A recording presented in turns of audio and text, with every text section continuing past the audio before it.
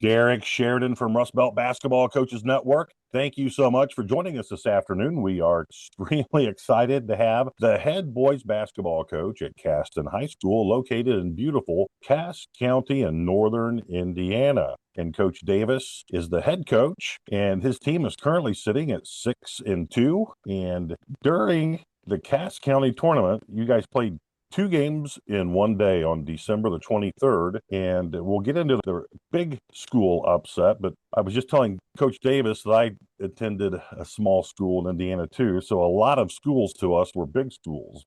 I played before class basketball, so I think it even means more now with classifications. But your win against Cass in game one, 49-32, that had to be almost as equally as exhilarating.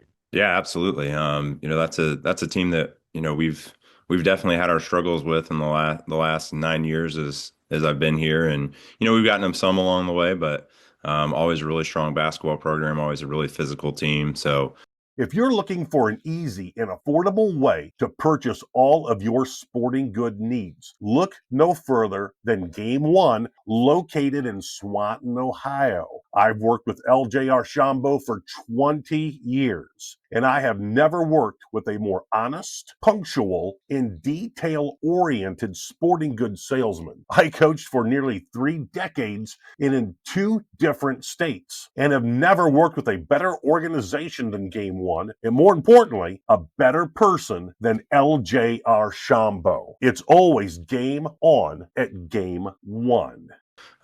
playing them in the morning in the Cass County tourney, and then turn around and playing at night. That's a tough day of hoops. It's a fun day of hoops, though. That's what you play for. It's semi-state material there. Absolutely. We did mention it, of course, to our team before. As Say you next should. next time you get a chance to do this would be the semi-state. So let's earn it. Absolutely. So, Coach Davis, tell us about your journey. And I let me butt in for 1 second. I want to make sure everybody knows how much I appreciate Caston High School basketball when Doug Hicks was there, and there's been Kent Adams. There's been so many good coaches to come through Caston, and Caston has definitely, without question, forged a reputation in northern Indiana of being a basketball school. And that's a heck of a lot easier said than done. So, Coach, tell us about your coaching journey. Yeah, so I grew up in the Midwest Conference. I was a Frontier kid, so I was familiar with Caston growing up, and as I was coming into high school, those were the Doug Hicks years at Caston. So we were very familiar with him, and I think he left after my junior year in high school. So we had the opportunity to compete against him. It was nothing you ever looked forward to with Coach Hicks teams. I mean, they were disciplined, they were fundamental, they never beat themselves, and it's one of the things that as you think about taking the job. I mean, this is such, like you mentioned, Caston has such a rich heritage, and I actually got my coaching start as a junior in high school. I had the opportunity to help out with some younger teams, with a sixth grade team, and then my senior year, I coached a fourth and fifth grade team and helped out with the sixth grade team. And Rush McCauley, who's now at Harrison as the girls coach, he took the boys job my senior year, and he was really instrumental in getting me started in coaching. I went to Purdue. When I went to Purdue, he my first year as a freshman at Purdue, he had me coach the eighth grade team at Frontier. So I got a really early start and a lot of really early reps at being a head coach, which is really valuable. And you look back now as a head coach now, and you think, man, Coach McCauley really had a lot of faith in me because I had no idea what I was doing, but he really did. And you mentioned Coach Adams already. That's the next step in the journey for me. I grew up in the Monticello area and knew Coach Adams, and going into my sophomore year at Purdue. He hired me as his freshman coach, and I got to help out with JV and varsity. And when you're trying to balance a full course load in college and driving 40 minutes or whatever it was to practice every day, and going to JV varsity practice, and then freshman after, and you're in the gym for 4 hours, and you look back now and you don't know how you did it, but it was a great time just learning under him. In my opinion, he's a Hall of Fame coach. I mean, he just has done an unbelievable job, unbelievable man, strong character. And so, when I graduated from Purdue, I'm sure it didn't hurt that Coach Adams was a reference when a Caston teaching position came open, and I got the opportunity to go there, and Ben Snyder would be hired that summer. Of course, so now you're talking about or you're talking about the Jack Edison coaching tree. So I was with Coach Snyder for a year as his seventh grade coach, and then I was the varsity and JV assistant coach. So, really got a full immersion in coaching, and really I'm sitting at 23, 24 years old, and I've coached with Coach McCauley, I coached with Coach Adams, I coached with Coach Snyder, and those are three guys I still consider mentors today. And so after my first year there, the girls' job opened up at Caston, and I'm you know 23, 24 years old, and Deb Stevens, who's the athletic director at Caston for a long time. Again, another person in my life that had faith in me at a at a young age, and probably before I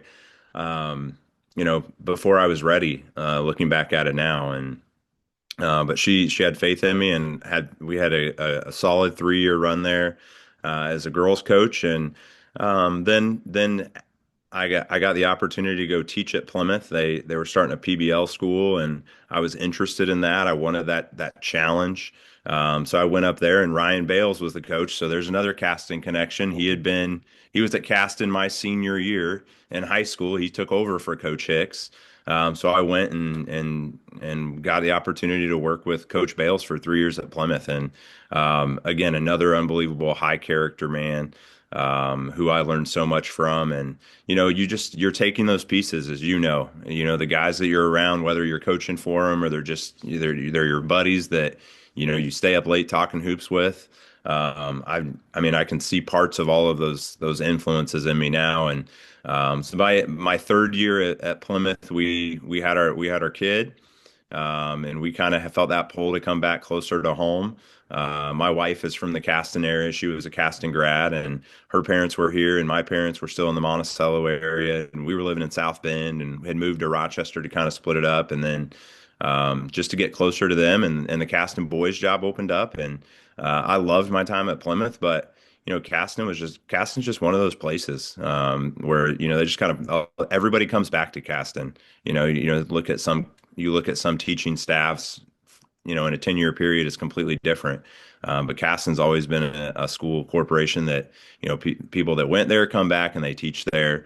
It's just a great community, and it feels like home to me. And, so when the boys job opened up, and, I was interested right away, and kind of going through some tough times in the program at that point, just in terms of wins and losses.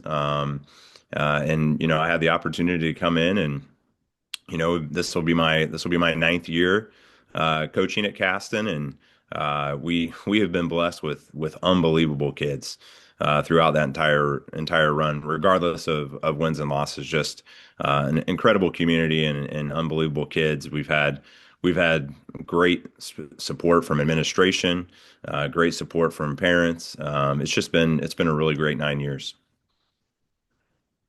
Well, I'm glad you're happy. What subject do you teach? Right now, I'm in high school social studies. So I have world history, and I do the government econ thing. So we'll be kicking off the econ semester here coming up. But really enjoy the classroom. We've got a really fun group of seniors right now, and that I taught when they were in junior high, and now back at the high school level again. It's been fun to get back with them in the classroom, and again, a great teaching staff as well at Caston. Great. Kind of off script here. As a former blocker mover offense coach, are you still and I got ahead of myself there. I was enthralled. Well, Eric Thompson and I Hmm. both Yeah. worked at it together. We wanted to learn Coach Edison's system, and we pirated every VHS tape we could get. As a matter of fact, last night I watched an old Plymouth versus Harding video from '07 on YouTube, and we did our best over the years to mimic that system, which was I started off with Dick Bennett, and I saw Coach Edison's team play when I was coaching in Indiana, and thought, man, that's Lane with some different things. Are you still using that? You know what, we definitely still have elements of it. You know, it's not in the pure sense. We haven't been for a handful of years now. You know, even you know, Coach Schneider, he went out to North Carolina and South Carolina and was coaching for a while out there. And you know, obviously, still in really close contact with him. And in fact, he came up for our McConaughey game the other night, so it was great to see him. But he really started to incorporate some dribble drive elements to it. You know, and that's kind of where we're at now. It's almost, it sounds funny, but you know, it's almost a hybrid of some Princeton concepts, some dribble drive concepts, and some blocker mover concepts, which it doesn't seem like that would go together very well, but it's something that's kind of evolved over the years for us, and you know, it's something that, you know, I think our kids are getting really comfortable with. And it's something that, you know, moving forward, we're gonna leave those, we're never gonna lose those blocker mover elements from it for sure. It's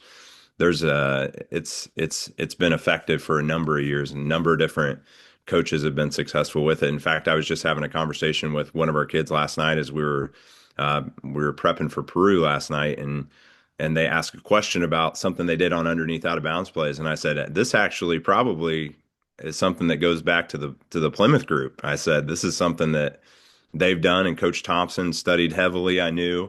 And it's something that Coach Smith at Peru now has continued to do. So, you know, some of those things, you know, I've always been fascinated by, you know, what the origins of plays, and you kind of looked historically, you trace them and what gets popular in an area, why is it popular in an area? That's always fascinating to me. So it's fun, and then you know, you find yourself in a random game against somebody you don't even know who has a connection to something, and they use the same verbiage for it, and it just kind of makes you stop and look and have that conversation. Hey, where'd that come from? You know, where'd the Plymouth influence come from you on that one?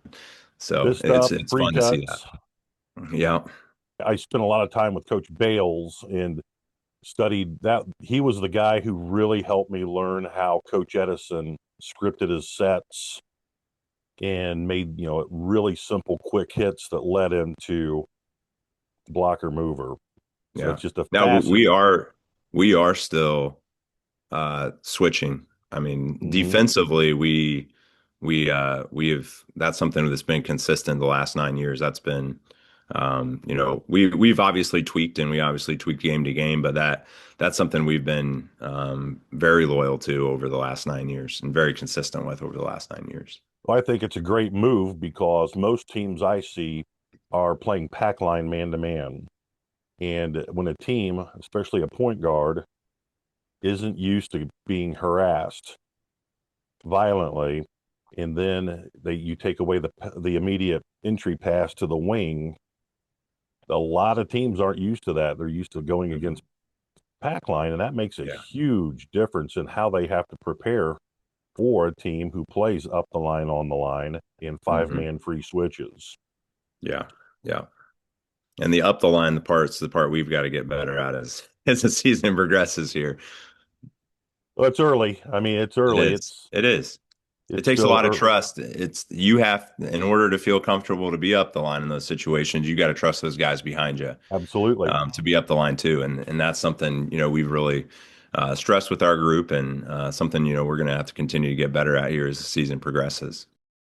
For an athlete, few things are worse than having to compete on a slick surface. Well, my friends Tom Rose and Matt Olin have solved this conundrum by creating Grip Spritz. Grip Spritz offers a wide array of shoe-to-court traction products that are not only highly effective, but also affordable, easy to use, and easy to transport. It's no wonder Grip Sprints has become the official traction solution for the Ohio High School Basketball Coaches Association and the National High School Basketball Coaches Association. Take it from me, if the OHSBCA and the NHSBCA are making Grip Sprints their official court cleaning product, Grip Sprint simply has to be the best on the market.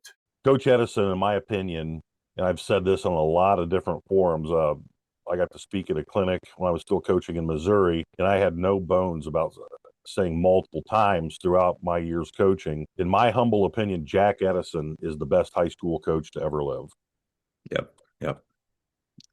How he won, he had some shooters, don't get me wrong, but someone had to develop those shooters, but putting them in a situation where everybody targeted them to still score, just a fantastic basketball coach and even better human being. And understanding how to get guys to buy into roles. I mean, I think that is probably one of the most underrated parts of the system. Yes. Is how do you get guys to buy into that role as a screener in that offense? And screen and reverse, screen and reverse, screen and reverse. Finding out who you can pop versus pressure, all of those things. Yes, it's a great system. Tell us about your team. We have one senior on our roster, Gavin Molenkoff, who's been a 3-year starter for us. So when you look at this team, I think you could still classify us as fairly young, which it's the same varsity, basically the same varsity group as last year. Last year we were just a bunch of sophomores and freshmen playing. This year we're a bunch of juniors, and sophomores. So we have some varsity experience now. This year, last year we took our lumps early. We would get out to quick starts, and if the game was free flowing in the first half, we were pretty successful. And then you look at the early part of the season, and most of those losses we had through January, we had leads in a lot of those games, and in some cases double digits. But then the second half, teams come out and get physical with you and beat you up, and that freshman and sophomore youth shows in those situations. And so we're a year older, but we really stress. We've really stressed that a year older doesn't mean a year better. We have to continue to grow and get better. And this is a group that has done that. I thought we had a great off season. We have 2 guys back, our 2 leading scorers last year. Where Lane Hook who's a junior for us, about 6'5", and Logan Molenkoff, 6'3", 6'4", wing for us. He's a sophomore for us. Those 2, they both averaged around 14 points a game last year, and they've kind of bumped that up to start the year. But two guys that have continued to grow in their game, really dynamic players and versatile players. Guys we know we can post up. Guys that can shoot a high percentage from the perimeter. I know going into the last 2 games here, both of those guys were in the top 3 in 3-point percentage for us. So guys that can really shoot the ball. Reed Summers is our point guard, and he's our engine. He does a great job of controlling tempo and pace, and he has a really good feel. He's gotten really patient in our offense. He does a really good job of changes in pace in the half court, and he does a great job. Usually it takes 3 or 4 years before you get a point guard who can kind of read your mind. But even as a sophomore, there were times where I would get ready to call a play, and he's already calling the same play I was going to call.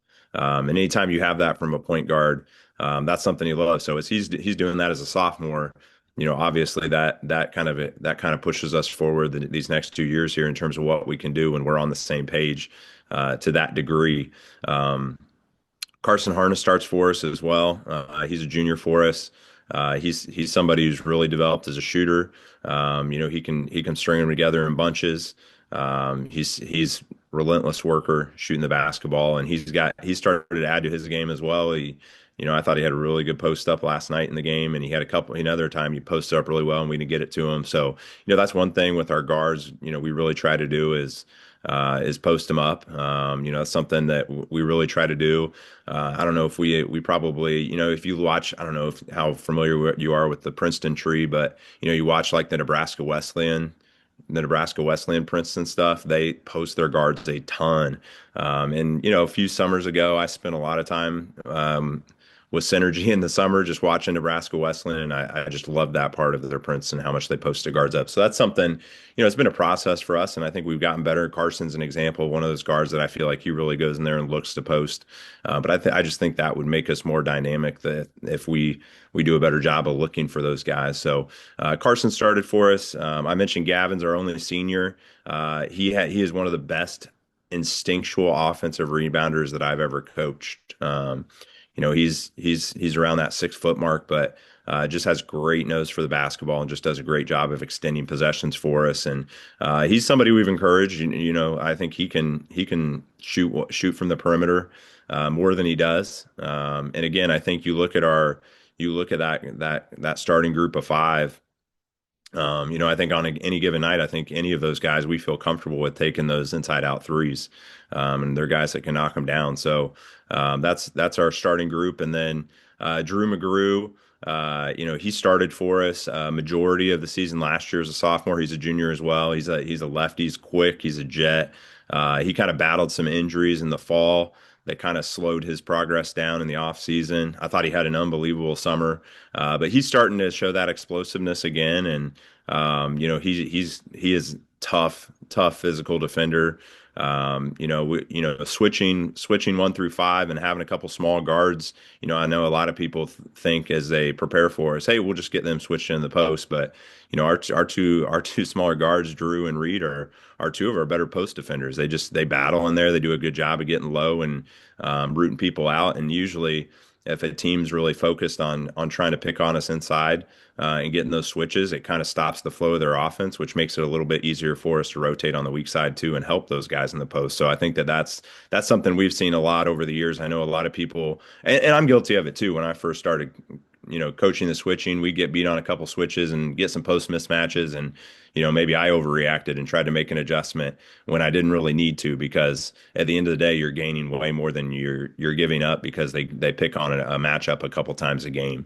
I think as a young coach, that's something that I never wanted to give up a point. And, as you get older, you understand that every defense is going to have its tax, and you have to know your kids, and you have to know what's best for your group of kids. And so that's something that I think our guards do a great job of is providing that post defense. And I know we're going to get into the Logansport game, and they had some monsters in there, and but that's an example of a game where we really we battled, even though we were giving up quite a bit of size, and we didn't, I don't think the switching hurt us at all in a game like that, even though they had that size. And so we have a couple other guys that those have kind of been our top six. And the kid that I thought had our best offseason for us was Owen Chapman. He's a sophomore as well, and he's really shot up and grown, and he's spent a lot of time with us in the offseason shooting the basketball, and he's long, lengthy, athletic.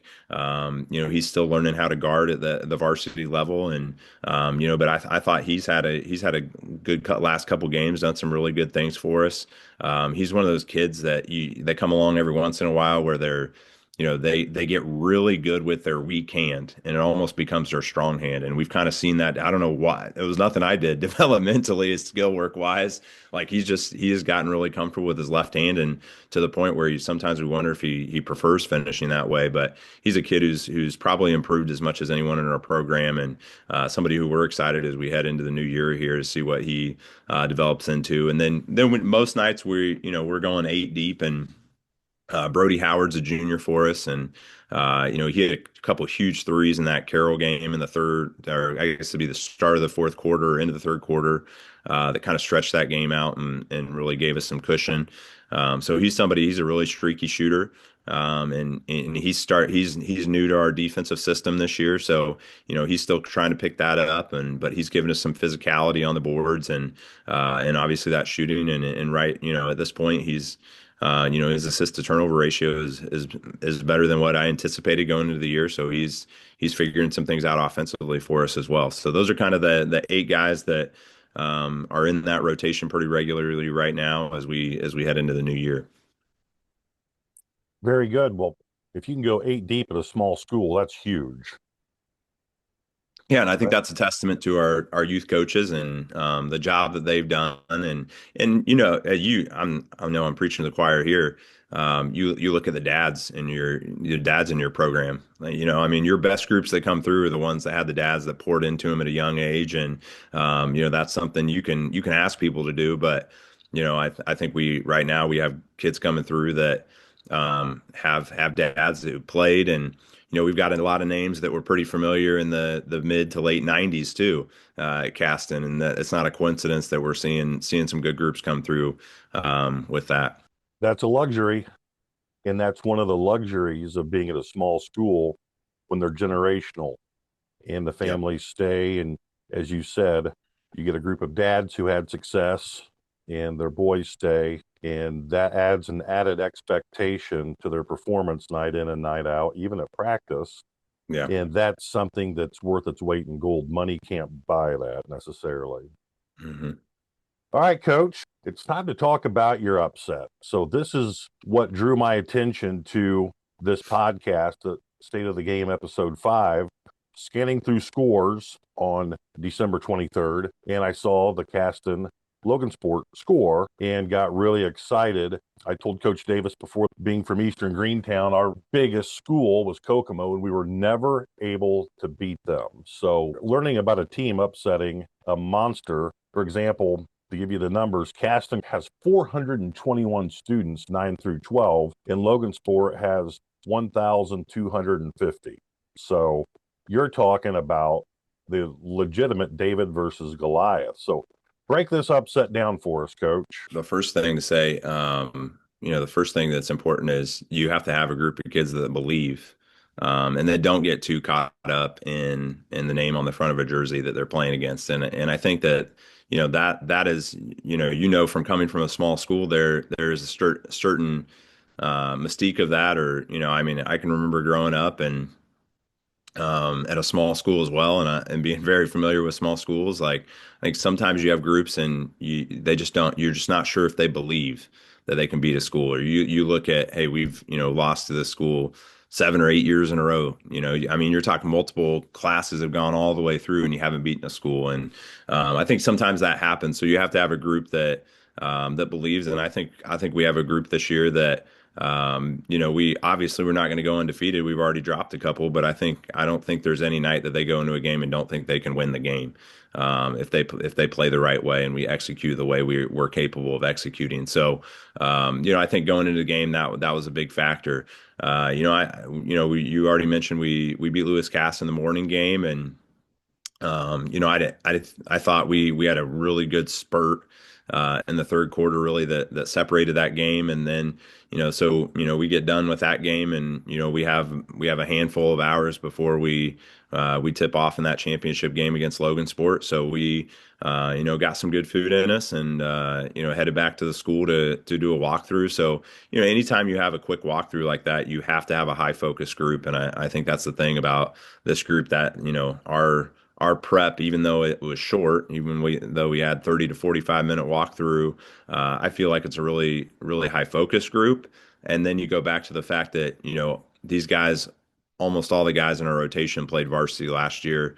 In some cases, you look at Gavin and Lane, they played 2 full years of varsity now, going into this year. So, we have guys that are familiar with that preparation progress or process, and preparing for opponents, and our terminology and being familiar with it, so we can kind of have a shorthand as a group collectively in terms of how we want to guard actions, how we want to handle their personnel. So that kind of speeds the process up. Where you look back, 2, 3 years ago, we had a lot of inexperience in back-to-back groups of a bunch of new guys playing varsity. And, even though they're in the program, it's a different beast when it comes to preparing, especially when you're preparing in that short of a time span. So I felt like we had a really good walkthrough.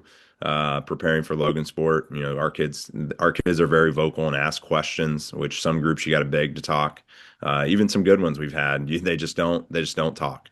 And this group's good about asking things and giving their opinion on what they feel most comfortable with. And you're familiar enough with the switching that that that's really important. I mean, how we're going to switch actions. Some actions you're going to have to stay on. Some actions you're going to try to stay out of a mismatch, maybe, depending upon who the opponent is. So, we had a great walkthrough, and I felt like I felt like we came out pretty strong from the start in that game, and it was a really close game for the whole 32 minutes. I think we maybe pushed it out to 8 in the third quarter, or maybe the start of the fourth quarter. Maybe we hit a shot and pushed it out to 8, and then they made a big run, and they got it up to 4, and we responded with a 4-point play. And that was really that 4 points, I think, was the most we were down in the game, and it wasn't very long because that we followed it up with that 4-point play. So just a really competitive game, the entire way through, even into the overtime, obviously into the overtime period. But going into that game, Logan Sport has some really quick guards. Just going into the game, we were concerned about the pressure that they could put on us in the full court, but I thought we handled that really well early, and they kind of went away from it, which is something we preach. Like you're going against a team that wants to get up in you and pressure you, but you do a really good job of turning that into points early and not being on your heels and attacking. You can kind of get them out of that. So, I thought we did a good job of handling that early and getting some easy baskets off of it. And defensively, the challenge, they have, I don't know, the Clem kid 6'7" or 6'8", and then they have another post player who's not quite as tall, but he is just physical. And between Baldwin and Clem, we knew we were going to have our work cut out for us inside. We were really insistent in preparation for that game that we had to make sure that we were making them throw over the top, and we had that backside help there. And I think we really wanted to make them shoot the ball from the perimeter.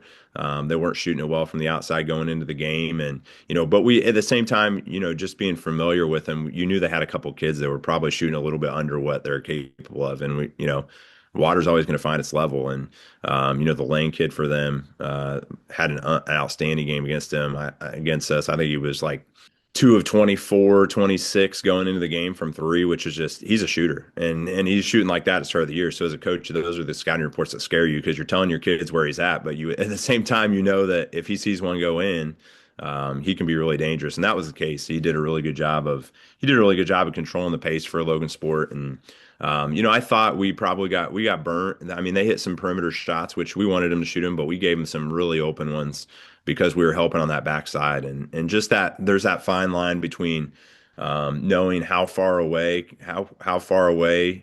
from the post player can you be and still get to that skip pass. And I thought we probably overhelped a little bit in the posts a couple times, and that burned us. They hit some big threes down the stretch and into overtime as well. But as a coach, those aren't the ones you're mad about, because that the reason we're overhelping is because that's what we emphasized.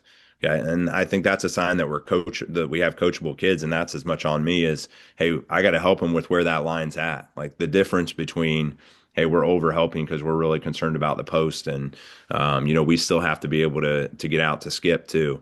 And that's one of those trust things, and trusting each other. And, I mean, there were a couple times we didn't have that backside help there, and 6'7" gets you beat when you don't have backside help there and you're trying to front him. So, I thought our kids did a really good job of carrying out the game plan, and we finished really well in the game.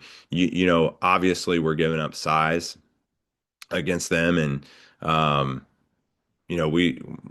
at the stats after the game, we out rebounded them, which tells us a lot about this group of kids. That, and hopefully, we're coming off the Miami County tourney this week, and we didn't rebound as well the last 2 days, and when we come back together after break here, like that's got to be an emphasis. Like, look what you did to Logan Sport. You can't tell me that we can't do that against every team on the schedule if we did that against Logan Sport. So that's part of that learning process, though. But just a great basketball game, a great Indiana high school basketball game. I mean, just to be a part of it and playing in the Berry Bowl, and obviously a trophy on the line, that's great for our kids, and to give up that lead, and really have that 12-point swing in that game, and our kids respond in a positive way, um, down the stretch. I think that was huge, for us, and we ended up.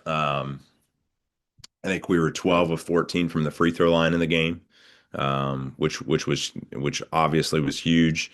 And Logansport hit shots too. It wasn't one of those games where you're throwing it to each other, and that's why you're benefiting, and that's why it's close in the end. And somebody's nobody wants to win the game. That wasn't the case. I mean, there was some fun shot making, and they tied it up with 4.6 left in regulation, and we have a kid who plays some JV for us, but he is our designated inbounder in late game situations because he does such a good job of it. And it's just one of those things you kind of accidentally find out about in practice. And so he might have been a little surprised when we called his name there at the end of or into regulation, but we got a great look. I thought Logansport defended it really well. And that kid Gage Thomas is our inbounder there. He squeezed a pass in on the sideline, and Reed Summers caught it and turned it up court and got a kick, two to the side kick for a three, to our shooter in the corner, and it just kind of went back iron. But a great look and great execution at the end of regulation for us. So then we headed into overtime, and some good back and forth. And like I said, both teams hit some shots in overtime, and it kind of got to that point where maybe there was a free throw miss, so it was a 1-point game, and we kind of traded leads a couple times, traded baskets a couple times. I thought our kids executed well down the stretch, and then we got a side out. We had the side out at the end of the game, and we used our last timeout, drew something up, and Logansport got a kickball. And that's a good lesson for us moving forward too in those situations. Like you think about, just a deflection, just something out of bounds, just a kickball, and all of a sudden, now that team who just spent their last time out, now they've got to execute just by a play call. And I'm sure you saw the video clip of the last play, and we had a little confusion. And again, this is one of those things you look back at some of these games as you coach longer, and some of these game winning plays, and a lot of times it comes down to players making plays. And I thought Logansport defended really well. And I thought Logan did a great job of just being patient on that when he got trapped. He just did a great job of patient and had the presence of mind, and we didn't stop moving. And he found his brother on the other side of the basket for that layup as the horn sounded. So.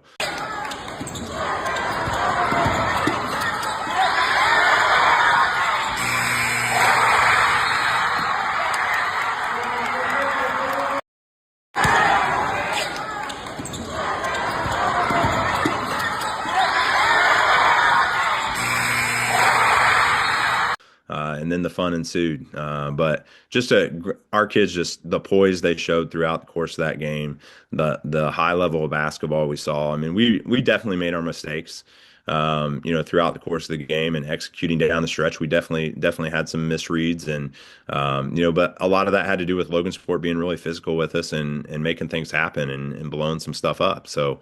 It was a fun game to be a part of. It's those are the types of games you want to be in. You don't want to be in those blowouts either way.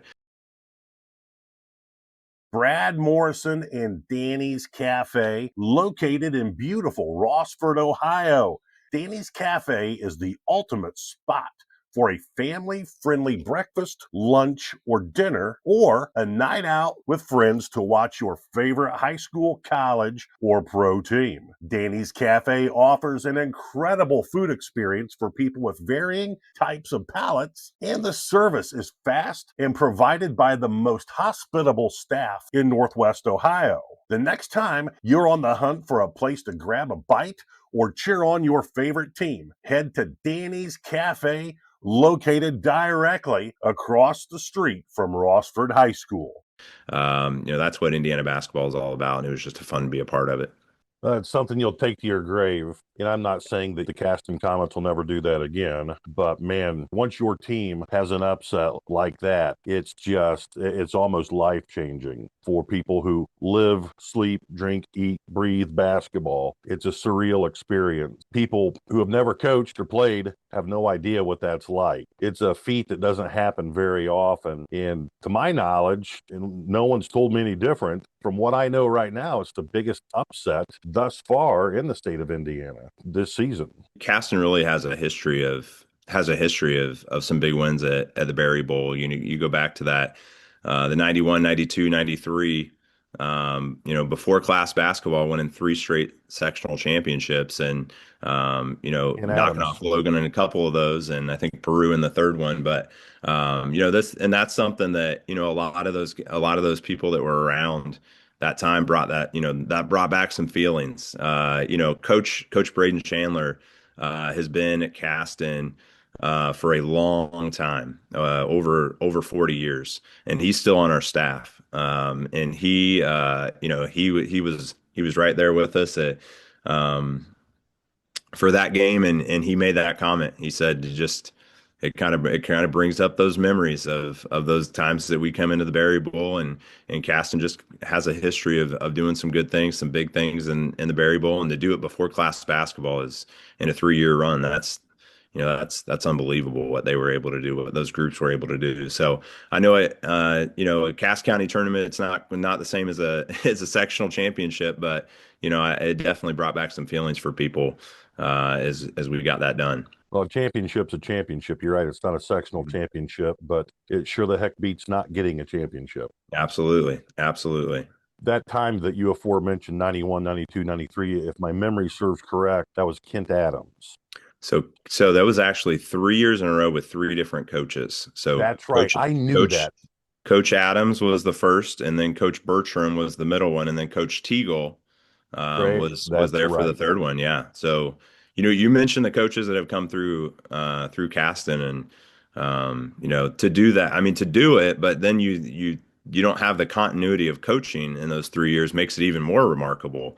I've been in year ones before, and year ones are hard, but that tells you a lot, I think, about the community and about the players that were going through at that time that they were able to do it.